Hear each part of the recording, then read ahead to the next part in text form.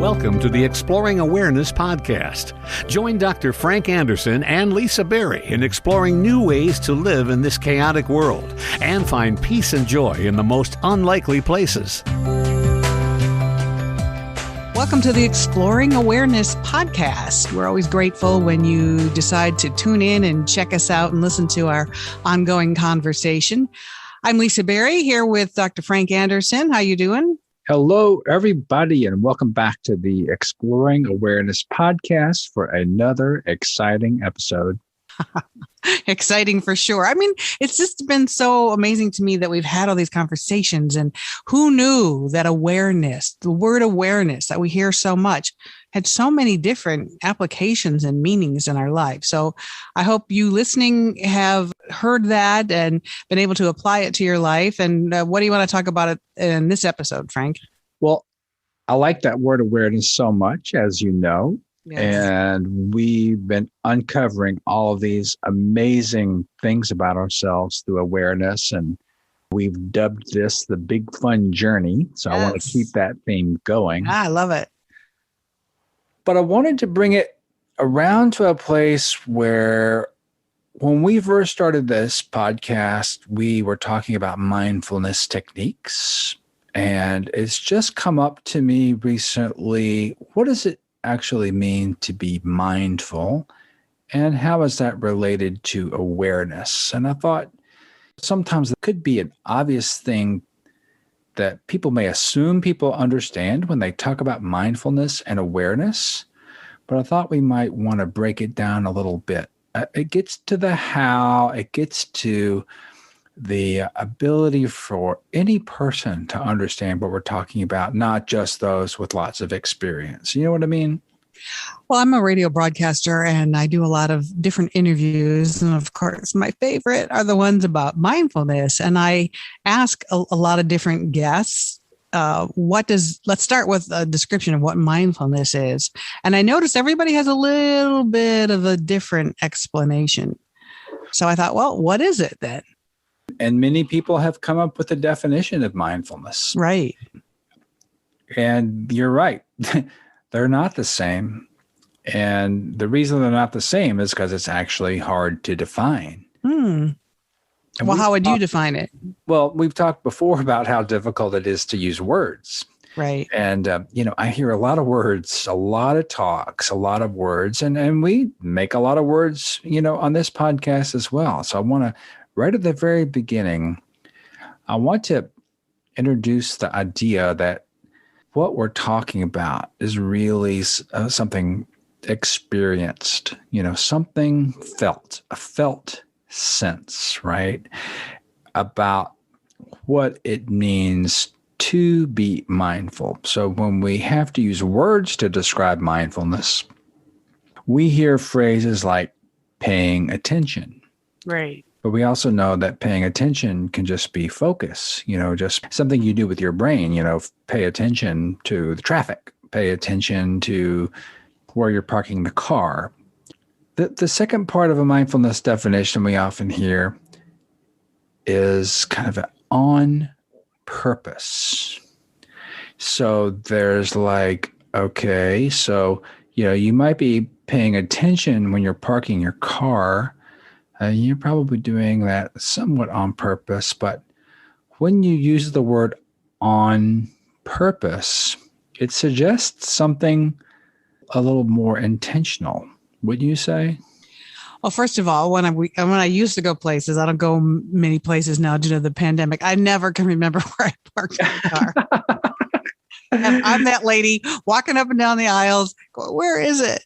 But then when you compare that to mindfulness, it is kind of like, all right, sometimes I'll say, all right, stop, look around, remember that you're parked in this direction, you're 3 aisles over. So it is being in the present moment and observing my surroundings. So that is kind of an interesting way to describe mindfulness.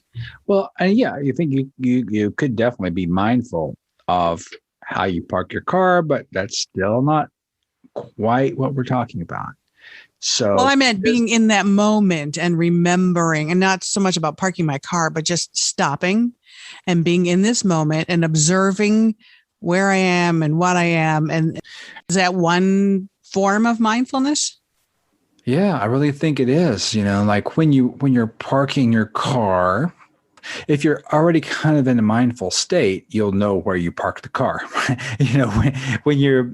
What happens to me is when I'm rushing around and Right. I park the car and I'm rushing around and I haven't actually paid attention in the first place. I don't know where the car is, So there's kind of like this after effect. If you do things, I'll lose stuff a lot. Like right when I'm about to leave the house, if I'm rushing, and I put the keys down, I'm like, oh, where are those keys? So yeah, you've kind of lost your state of being.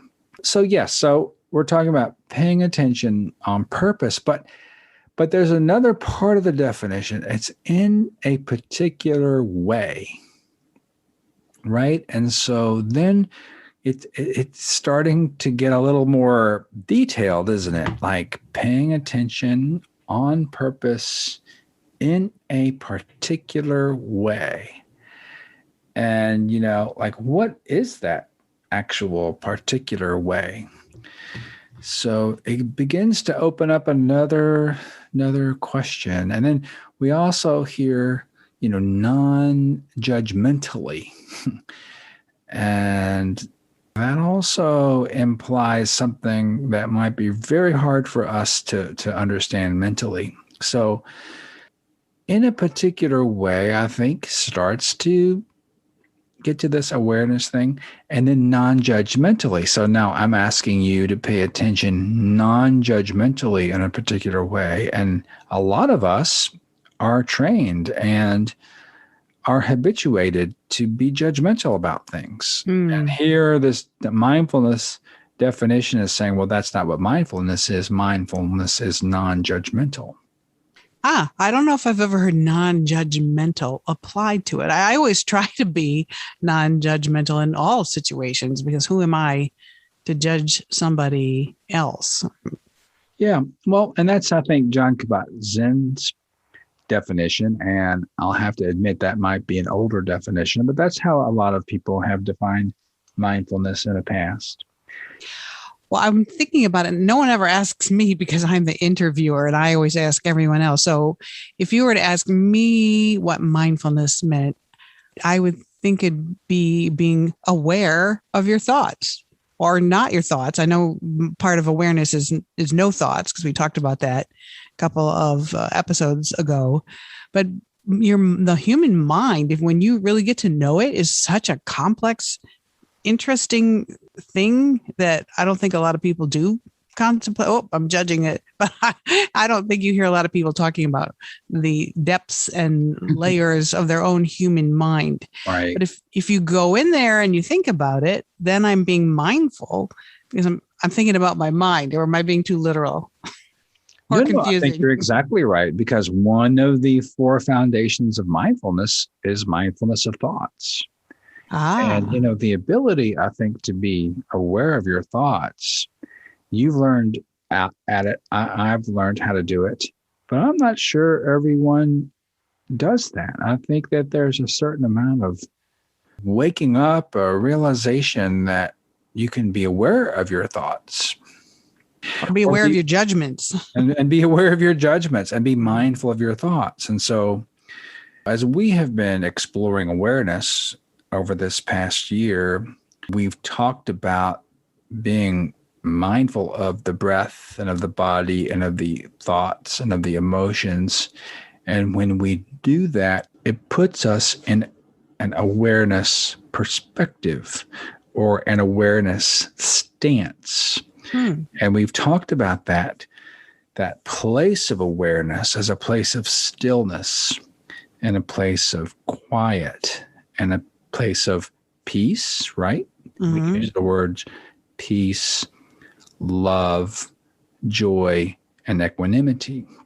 So if the part of you that is aware, or the part of you that is mindful, is, and then of course the present moment is a key part of the mindfulness definition. So here we are, aware, mindful of the present moment. then whatever arises in the present moment just arises and stays for a while, and then it falls.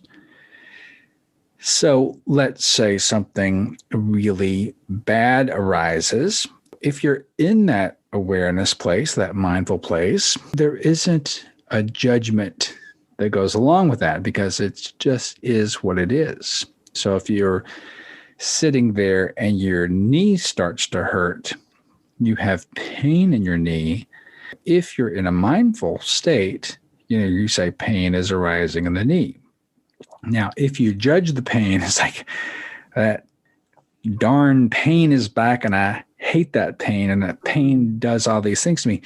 That then starts to add the suffering to the pain. The pain is there and all your mental reaction to it. So I think that when they use that word non-judgmental in the definition of mindfulness, our thinking brain doesn't compute. But when we are in this state of what it means to be mindful, then the judgments don't come up.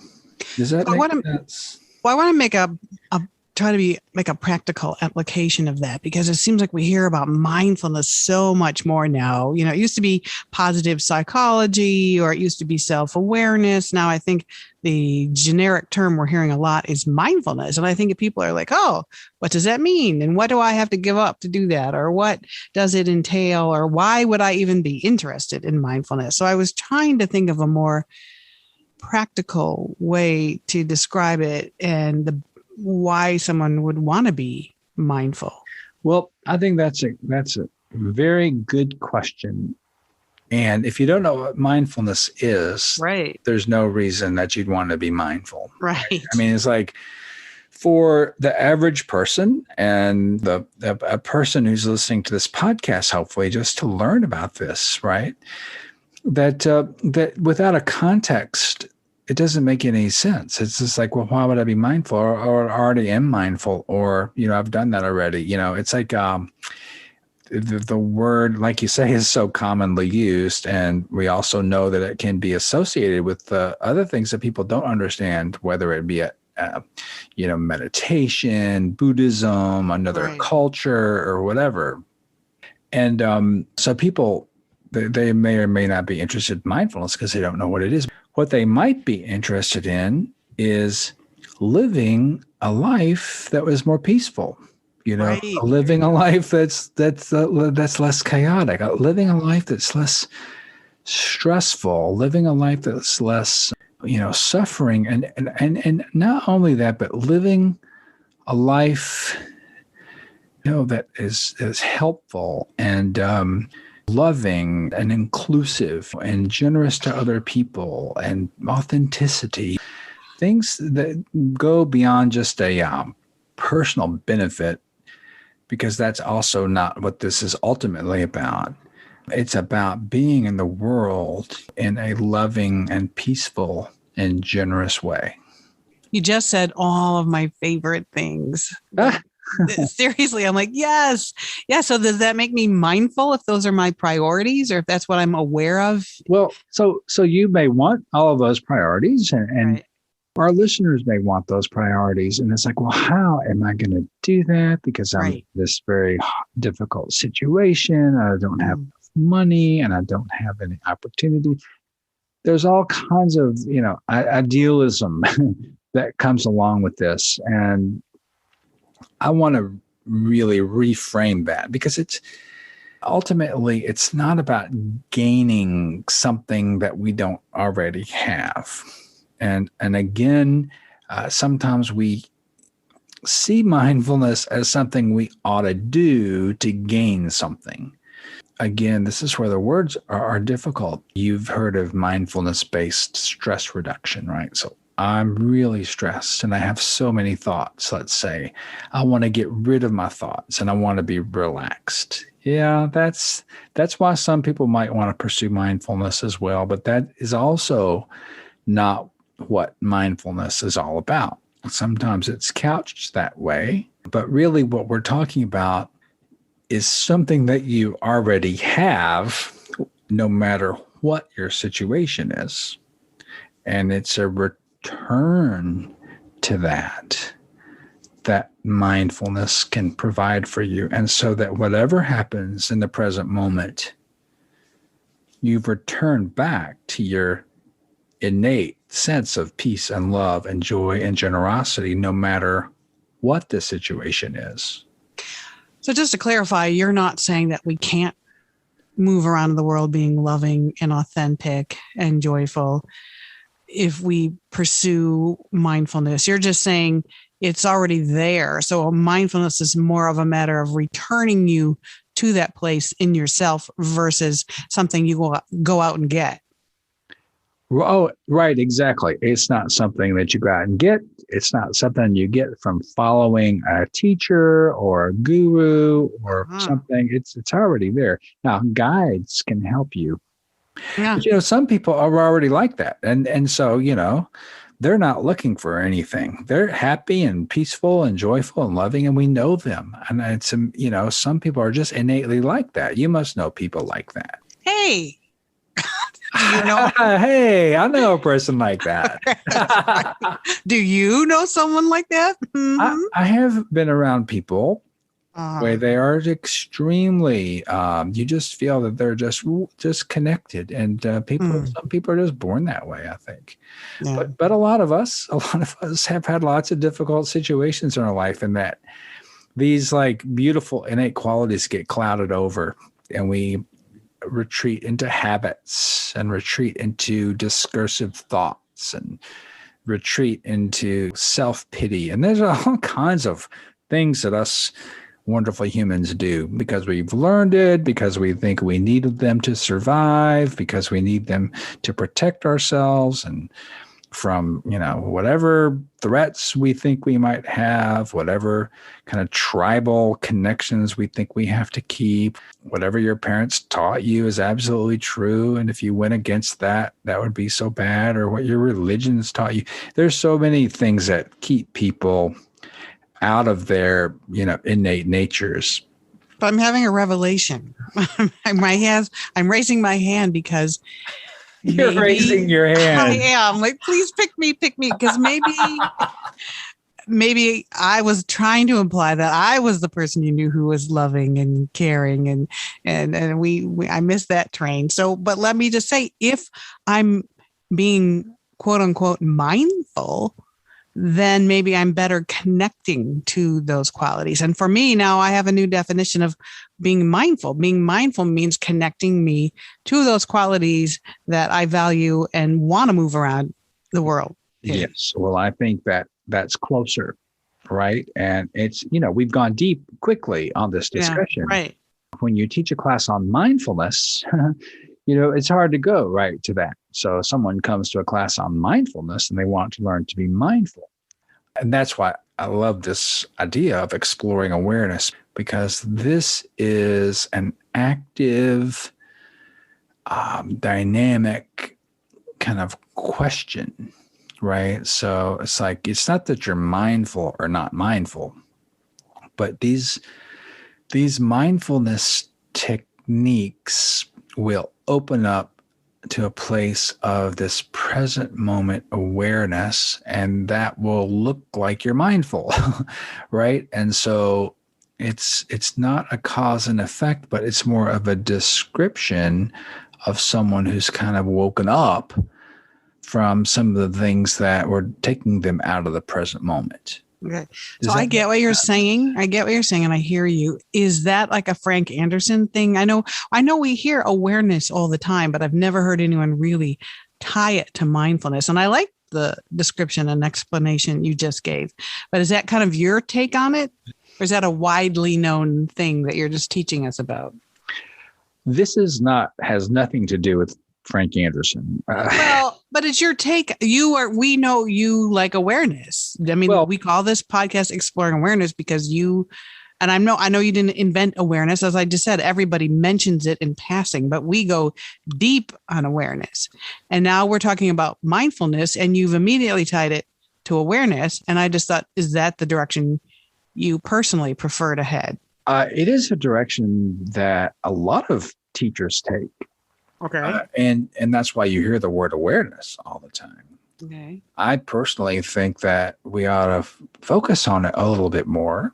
But a lot of people are teaching kind of about mindfulness. Now, as I mentioned in a previous episode, Jack Kornfield has moved from the word mindfulness to loving awareness, Okay. right? And that more and more of us, I think that there's been an evolution in this whole field, right? It's very new, right? It came to us in many cases from Asian monks, right, who came over, and wonderful monks. Thich Nhat Hanh, for instance, has written so much about mindfulness, and Jack Kornfield and John Kabat-Zinn, all of them have been involved in Buddhist temples. I've been involved, and not to the same degree. When we take this concept of mindfulness from a Buddhist tradition, we do hear heavy on the technique. And there is that whole description of mindfulness from Buddhism. And those 4 foundations of mindfulness, which I think are useful for any culture, these aren't culturally specific, turn into this technique of learning to be mindful. And so we hear mindfulness of the breath, right? And some meditation is just mindfulness of the breath, on and on and on. I've spent hours doing that, Lisa. And, I've been exposed to different teachers, which I think has been great, right? I don't have a lineage. I don't have one tradition. I don't have a dogma. And I think because I'm an American kid, I can have the access to all these different teachers, and we have the internet and we have videos, and so you get access to all this stuff. So I do feel like that I've kind of put things together for myself. And when I was in Thailand, we learned mindfulness of the breath and body and emotions, and thought and awareness of awareness, although I didn't really know they were teaching that at the time. I wasn't quite there yet. And then when I was at the Zen temple, we were like concentration, like counting, mantras, koans, very much concentration. Although I was still kind of meditating like the Thailand people, but and doing both, but learning more about how this is all developed and evolved. And then I've mentioned Adyashanti many times, and he's a fantastic teacher, and he's kind of been through a Buddhist tradition as well as a Buddhist teacher, and he still values his Buddhist heritage, but he also talks about awareness and awakening, and this resonated with me. And when I heard him speak and him articulate some of the same things I was feeling. So it's only with me doing this for 20 years or so, and then now trying to introduce this into my medical colleagues and the medical students and also the general public from a way that, or an approach that doesn't rely on kind of pure technique or another cultural context to understand. And so the exploring awareness, there is another podcast out there called the Awareness Explorers. So, we're not the first. That's an interesting podcast as well. So it's not just me, but I do think that I only came up with that term because I've been working with this for a very long time. And I wouldn't have come up with it, when I first started meditating. Well, to me, it's when there seems like there's more opening, more possibility in awareness and awakening. To me, that's kind of like lets the light in and gives you room to grow and expand. Whereas mindfulness, I think some people just think, and it could be that mindfulness is just being aware of your mind. It's just being aware that there is this conversation going on and there are these judgments going on. And maybe you need to stop and go, hey, what's going on in there? And that's mindfulness. Whereas to me, awakening and awareness is just kind of like, yes, there's so many possibilities and so many different ways you can look at it. And it just seems larger to me. Yeah, it is larger, Lisa. And I think that some criticism of mindfulness amongst, some spiritual teachers is that it is limiting. It could Ah. be limiting. You're absolutely right if we're just using mindfulness and stopping there. And so some of the spiritual teachers are in beautiful, religious contexts, Buddhist contexts, Buddhist thinkers. And, if you look through Buddhist literature, you see all kinds of amazing things. But, that's where I think that I'm not going to teach Buddhist spirituality at the medical school or Right. with my patients. We've got to come up with a way that makes this approachable and applicable to our situation. And so this is our contribution to that conversation. I get it. I feel that now. I know what you mean, because I don't like to be defined. I don't like to be defined by my zip code or my religion or who I follow, or everyone's free to believe whatever they want and join whoever they want. I'm not trying to judge that, but I just feel like awareness is just open-ended and non-judgmental and not tied to anything other than possibility. No, exactly. And the beautiful thing about it is, I believe that people gather and they're in community around their cultures and around their religions and their rituals. And I think it's fantastic. But, you can think a lot of things in lots of different religions, and one group might think this and one group might think that. Thoughts are thoughts, and that's fine. But the awareness of thoughts is going to be the same for all of us. The awareness, and let's say the awareness of awareness, is what's going to unite every human being, no matter what's going on in your brain, no matter what synapses have been created in your gray matter. Can we just take a minute and stop talking and defending and deciding who's right and wrong? Because all those things it's our product of how you were brought up, where you live, who your parents were. That is what it is. But there is something else that unites us all in this beautiful field of loving awareness. And my God, if everyone could just realize that, this world would be a different place. Wow. That is an amazing thought. I don't want to ask the obvious question, but what is the one thing that would unite us? That's right. What is that one thing? And that one thing is something that you'll have to experience with practice. Practice using mindfulness techniques to explore awareness, to get to a place where you identify as awareness so that you're not identified with all of your thoughts. You have to get over the fear of that, the resistance to that, the difficulty with that. Once you do that, then there's an opportunity for the realization of the unity of all beings. Wow. In conversation, you have mentioned to me recently about like there's too much talking. Why does everyone have to keep using words? And I love to talk and I love to use words. It's my job. And now I finally hear what you're saying.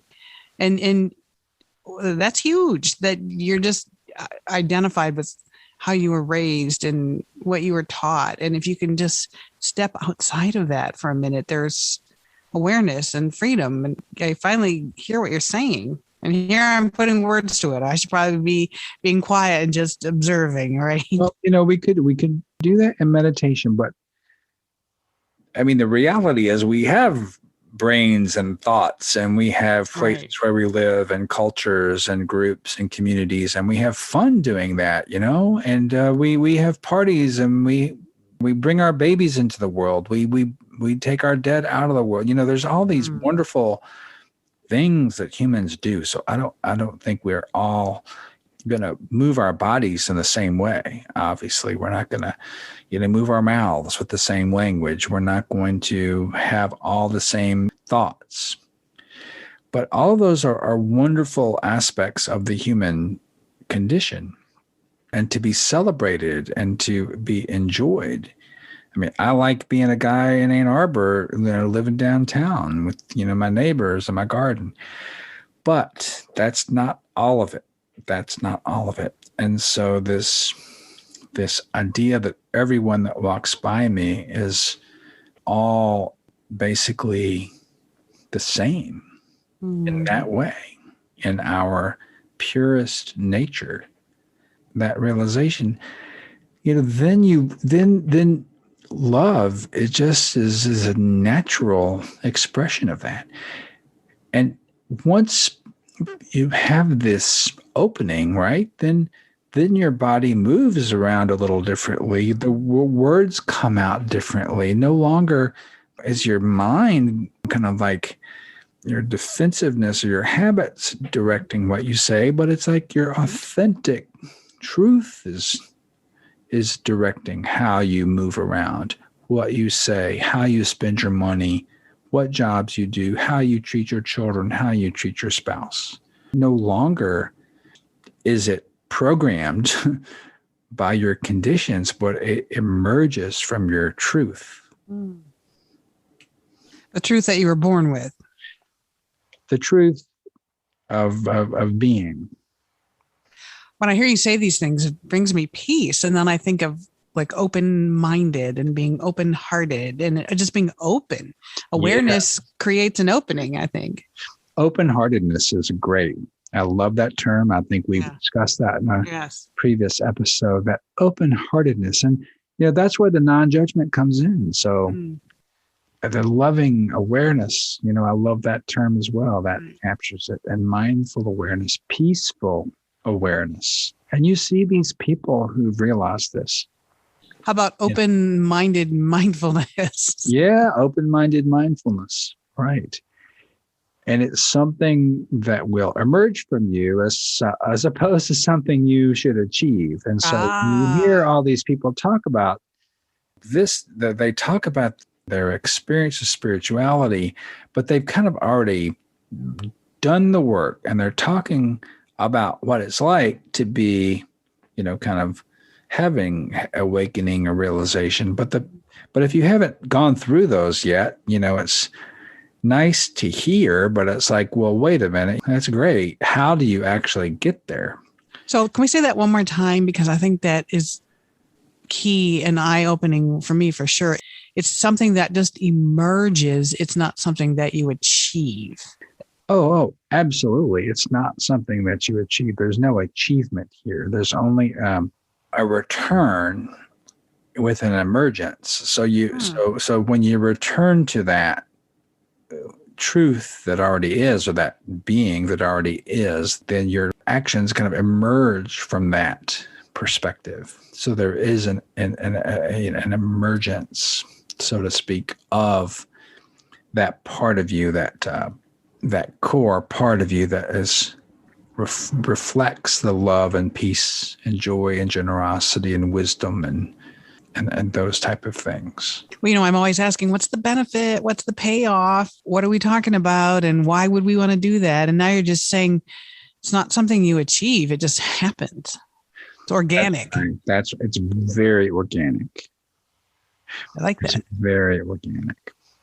And so when we hear spiritual teachers who are already kind of, let's say, expressing that, right? They're already expressing their selves, and there is kind of a divine nature that we have. I mean, if you want to use the word, I know you like that word divine. I do. Sorry. So you see someone with this divine nature, and then you're like, I want to be like them. Yeah. And you follow them and you kiss their feet and you think that they're so great and you put them on a throne or a pedestal and you're projecting all of your energy onto them as if they have something that you don't. And that's false. That is absolutely false. Now, unfortunately, there are people who have that, and they will take from you whatever you're willing to give them. And that is not that's a pitfall of this type of thing, because maybe they've achieved some level of realization and now the ego is involved. And unfortunately, we've seen many cases of spiritual teachers taking advantage of followers, either sexually, financially, power plays, and all these things. It is extremely, extremely unfortunate. I mean, there's a lot of great people out there who don't do that, but unfortunately, we only hear about the ones that do, and prominent ones. And it's heartbreaking to hear that kind of thing. But this is not a requirement. This is not something that you have to do. If you can see the divinity in someone else, that means you can see it in yourself. And there's our pillow for the week. No, if you can see the divinity in someone else and you can see it in yourself, that's huge. That's huge. That's huge. And, one thing I learned from Adyashanti in his wonderful book, if you're interested in a free PDF of someone who's influenced me quite a bit, it's called The Way of Liberation. And he's provided that as a free PDF, very condensed. A lot of the things of what I've talked about will be in there. And one of the things he says, never abdicate your own authority. Right. So certainly you learn from people, but you don't give up your authority to other people. And if they would have that, run. If someone would have me as their disciple, then I am going to go the other way. Because that's not what this is about. Partners, guides, teachers, but certainly there's nothing you give up to someone else. Now, in some cultures, it's pretty common to do that. But here we are in the United States of America, and that's not our culture. So let's not do that. Let's go back and say, let's be aware, bring everything to awareness. So be aware that I am really drawn to this person's divinity. So go back to the awareness,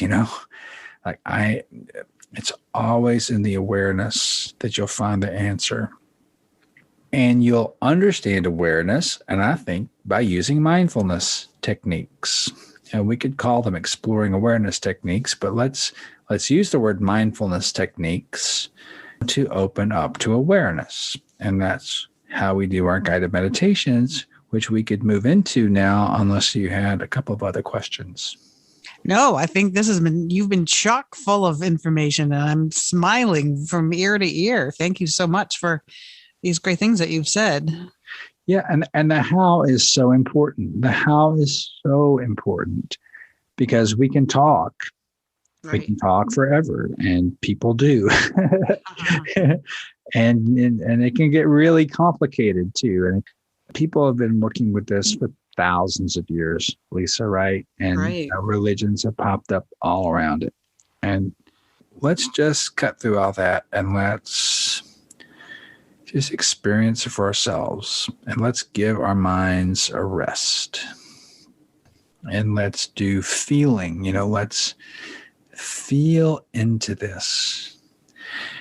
Let's commit right now to feeling into our deepest self.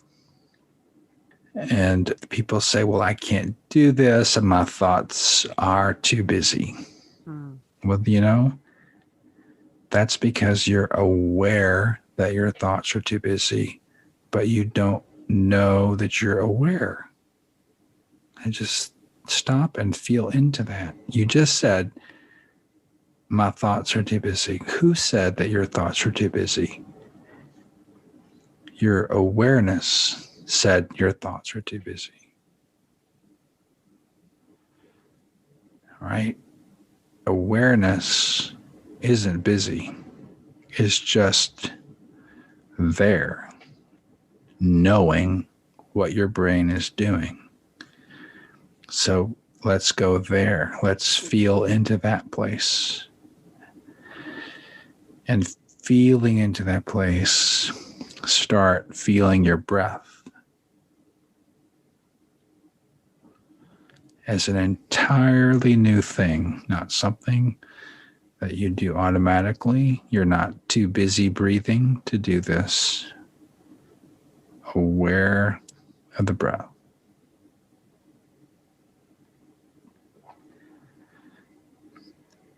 And part of you is mindful that you're doing this.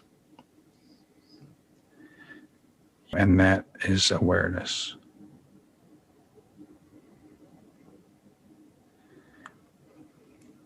And the awareness part of you is just letting the breath be what it is. And if it's long, there's no judgment there. Oh, that was too deep of a breath. No, it's just how your body's breathing. If it's short, it's not up, too short. Some breaths can be extremely subtle, right? It's barely moving. So you can say, subtle breath. Or sometimes your breath is really coarse, and you say coarse breath, or a cough, or a sneeze. So that's how we start.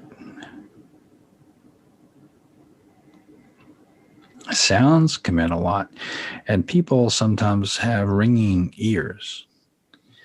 And if you listen really closely, you'll hear something like a little, maybe not a ring, but there's sounds in your ears. And some people even meditate by being aware of the sounds in their ears or the background noise, just hearing it and being aware of it.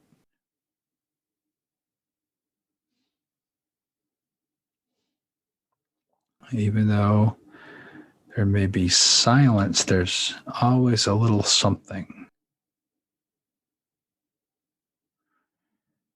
And paying attention, right, in a particular way.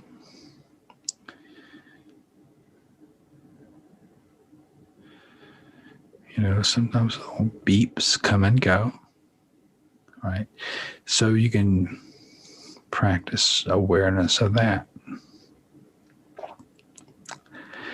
And then you move to the body and scan the body, right? And,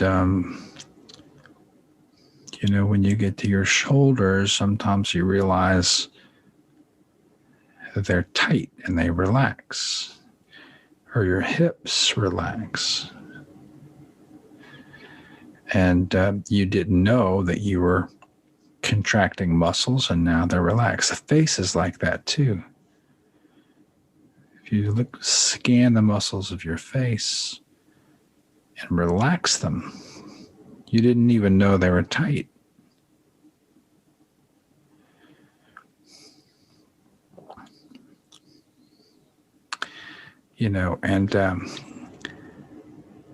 Not that this is a benefit, but monks don't usually get wrinkles because their faces are so relaxed.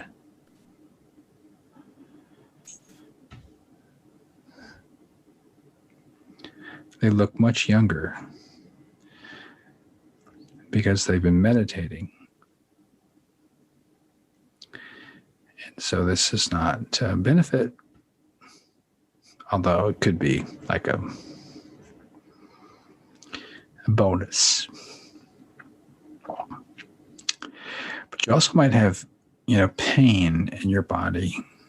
You may have a chronic injury, and when you see that, there may be judgments about that and regrets and fears. Or if you have, a disease or even cancer, this causes a lot of resistance. So not only do you have the pain, but perhaps you can bring the fact that you have resistance, that you have, defensiveness, that you have fear, all part of that pain.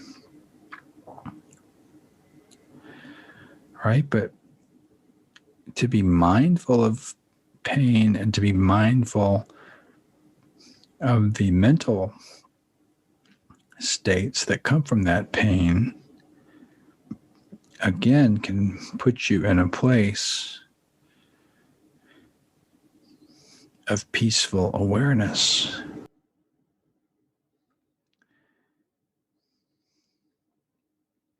You may not want to give these up. You may say it's impossible. So you bring that idea into awareness, the idea that it's not possible. Whatever your brain can come up, bring it to awareness, whatever excuse you want to make.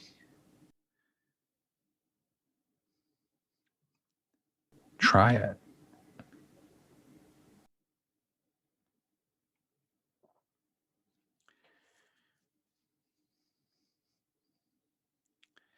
And then your emotions.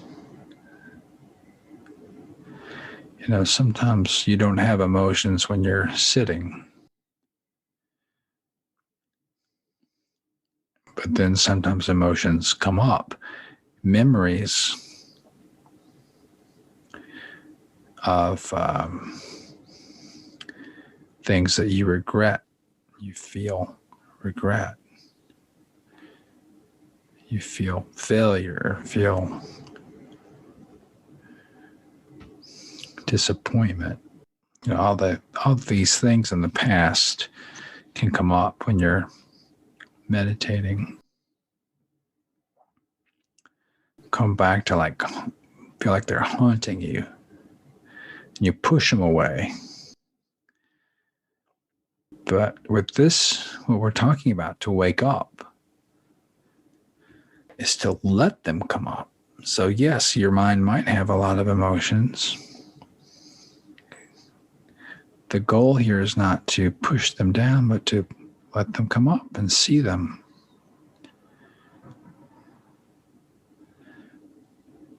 And sometimes they come strong.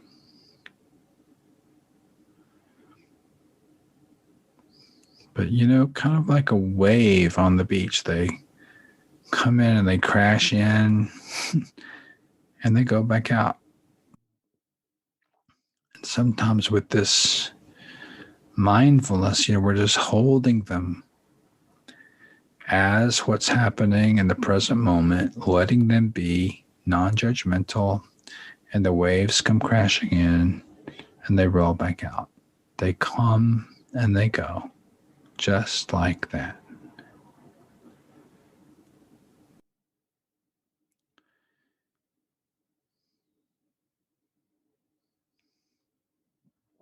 And many people experience healing from this. Their awareness is their source of self-compassion. It's a very compassionate act to let them come and go. And sometimes it's too hard. You can stop, try again. Maybe you need to talk to somebody. But if you can just stay with the awareness, this thing isn't going to last forever.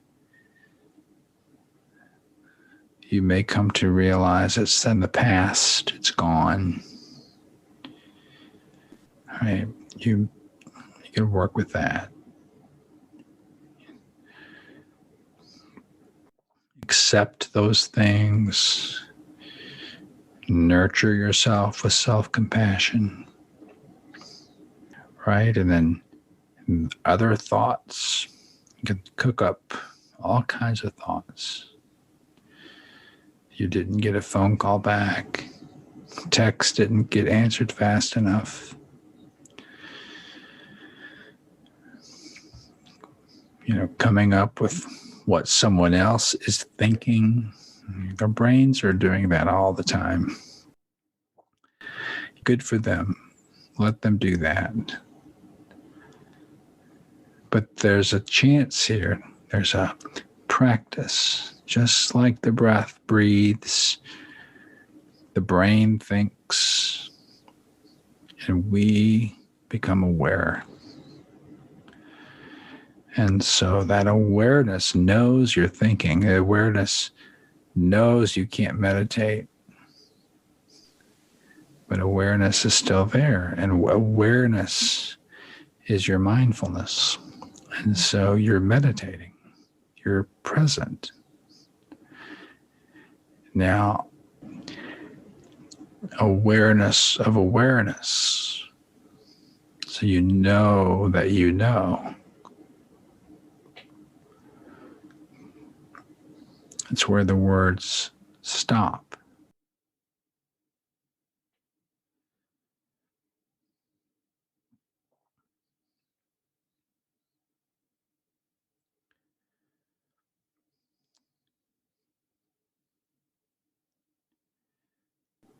What is that? And what does that mean for all of us? Is there some realization of the unity of all of us in that space?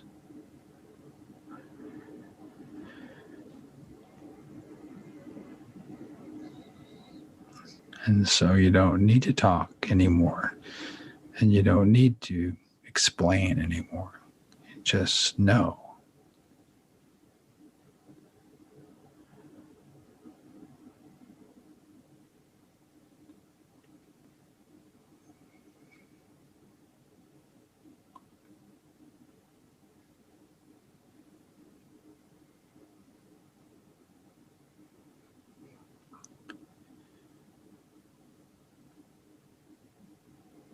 And so we practice, and we get to know this place. Right? And so when we're not meditating, this place is informing us. It's guiding us in ways you discover the next time someone offends you, the next time the thoughts come, next time the emotions come, you know now who you are. And it takes practice. You have to do this practice as often as you can, and get to know this place that's already there, and then you move around the world a little differently, a little more gentle, loving, generous. It's not just about your happiness, but the happiness of all beings.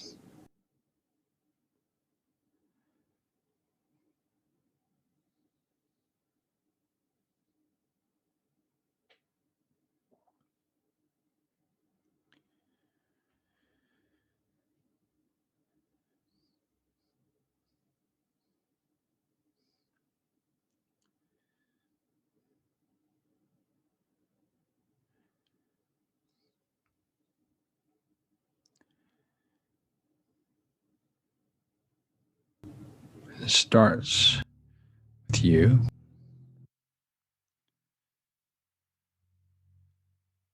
A peaceful person can make a peaceful family. A peaceful family makes a peaceful neighborhood. A peaceful neighborhood makes a peaceful city. A peaceful city makes a peaceful state. A peaceful state makes a peaceful country. A peaceful country makes a peaceful world. A peaceful world makes a peaceful universe.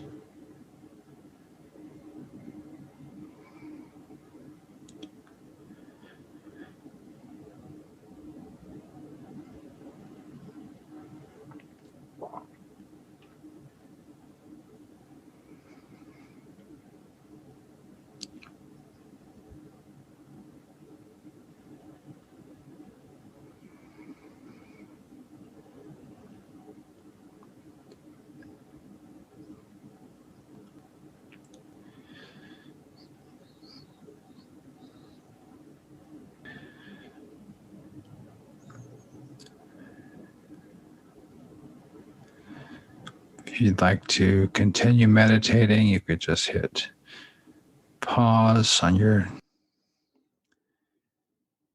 phone. If not, we'll take a couple of deep breaths now. Feel back into your body. You open your eyes. Stretch your body.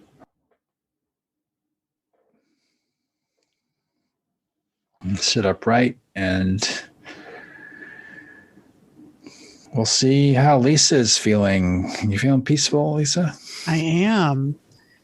I can't believe, though, for 32 years, you've been trying to teach me how to meditate. And just now you tell me that it prevents wrinkles? Well, that would have got me on the path a lot faster. Oh, Lisa. You make me laugh. I was trying not to laugh. It's like monks don't have wrinkles because oh my goodness, now I get it. So I know you love benefits. So yes. I thought I'd throw that in. Yes. And you said something else that I'm going to type in big letters. I'm going to post it all over my house. You said, nurture yourself with self-compassion. I thought, oh, nurture yourself with self-compassion. Yes, the self-compassion, that's part of your innate world. But nurture yourself. Nurture I mean, yourself. Yeah. I thought that was amazing. So thank you. You were on a roll. You said a lot of things that I really opened my eyes, and I hope people listening get something out of it as well. So thank you for all of that.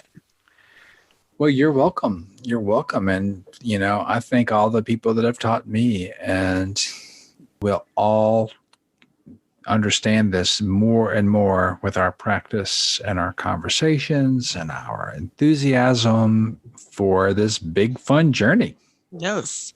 And if you'd like to email us, again, we put this out here every week, exploringawareness@gmail.com. We know we have listeners all over the world, and we'd love to hear from you. We're on Facebook. We have a Facebook page, Twitter, and Instagram. Look us up, like us, leave a recommendation or a review of the podcast, if it's a good one, on any of your podcast sources where you're listening now. Yeah, and I encourage everyone to try at least a daily practice, 5 minutes or so if you can. If you're going to do silent meditation, you can go through the same things we go through, the 4 foundations of mindfulness: breath, body, emotions, and thoughts. Or you can just look at one of the guided meditations. We also have some at our website, exploringawareness.org. I've been listening to the letting go one a lot lately. I mean, they're all good, but letting go, I find really peaceful and helpful. Great. Well, thanks so much for listening.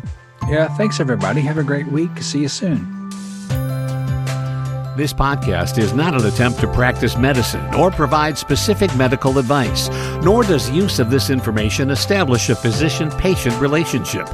Listening to this podcast does not replace medical consultation with a qualified health or medical professional to meet the health and medical needs of you or others. If you are having problems, please see your primary care provider or your local mental health professional.